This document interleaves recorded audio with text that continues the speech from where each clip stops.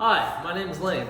I have one leg, and I built and designed a hand-operated clutch system so I could drive a manual vehicle. And today we're going to be installing it on a Volkswagen R32.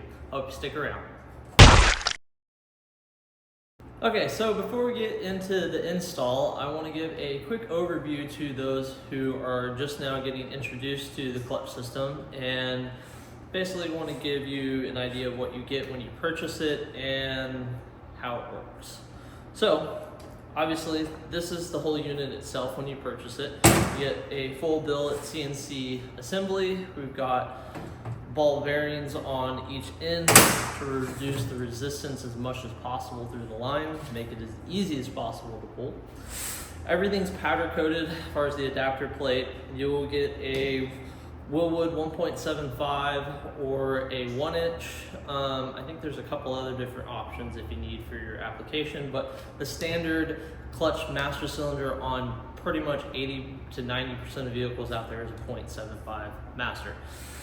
You will also get a slightly modified ASV lever, and then you have your option of a 45 degrees or a straight clutch cable coming off of your lever. They come in options from 5 feet and longer, depending on where you mount the system itself in the vehicle. That will kind of determine the length on that. So, basic operation of the clutch system itself. How this works is you pull the lever. This is not powered up at the moment, which in turns pulls on this lever, which pushes on the booster and then presses on your master cylinder. Without the booster, you would not be able to pull this clutch lever in by hand, way too much pressure. This is a T56 pressure plate. I have no issues pushing this whole assembly in way past what you would need to actually disengage your clutch. So if you're concerned that this thing is not going to have enough power for your application, just know this is a T56 pressure plate off of like a Camaro. They're very heavy, or a Corvette or something. You know, they're extremely heavy pressure plates. Anyone that knows has driven them, basically you can pull it in by hand, no issues. So, all right, let's get into the install. Alrighty, so before we can get to installing your clutch system, there are a couple things you're going to have to make. One being a shifter out of 7/8 bar stock. The other going to be a mounting location for the clutch system itself. I bent this one up out of 2-inch, 1/4-inch flat bar, and then just cut out a plate on my plasma table for it to bolt up. The mounting holes are 2 inches apart, 1/2 inch round for future reference for anyone. Now, I do recommend mounting the clutch system in a good direct line for the cable. As minimal kinks as possible to reduce the resistance or any wear on the cable itself. But anyways, once you get it mounted up, go ahead and run your cable to make sure that actually everything does go good and you do not have any hard kinks in the line. After that, you can stick it in the adapter plate and pop that bad boy into the clutch arm. So from there, you're going to need to make or have made a custom clutch line.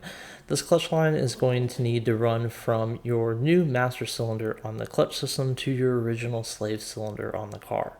As you can see, this one was quite long. I believe it was around, I think, 7 feet. It was quite long. So before you go ahead and order one of these, just double check that the thread pitch and the size and everything's going to be right for your application going over to your slave cylinder, just to make the clutch system install as easy and as painless as possible. It really sucks if you get the wrong thread pitch. So anyways, here I have a little mess scattered out. Didn't really film much of it, but once you get everything hooked up, you're going to need to bleed the clutch line out, and then you're going to run power and trigger wire to your clutch system. I just ran it off of the power from the radio to trigger on for the clutch system itself. So as you can see, here it is working in the car.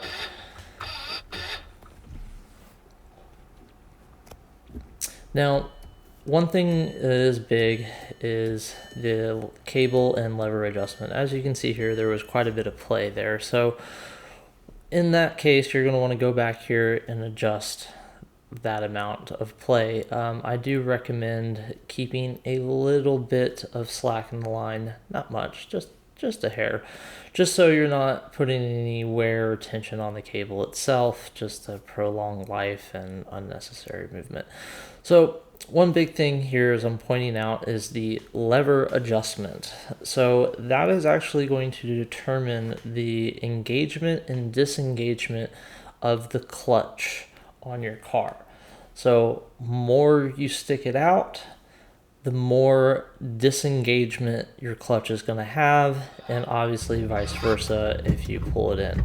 This is something that you're going to have to mess a little bit with your application. Each car is a little bit different, but I recommend as soon as you start really feeling a good grab point, just to go a little hair over and have a good disengagement.